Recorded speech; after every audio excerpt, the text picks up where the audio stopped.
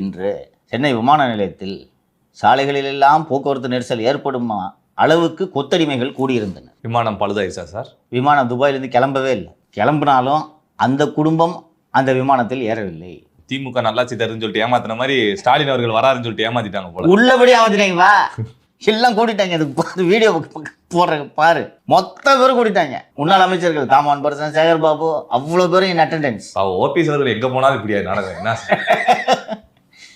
போய் நின்னா காலையில் 8 மணி இல்லையா, நைட்டு 8 மணியா விமானம். இந்த குடும்பம் எப்படிப்பட்ட குடும்பன்றதை புரிஞ்சுக்குங்க.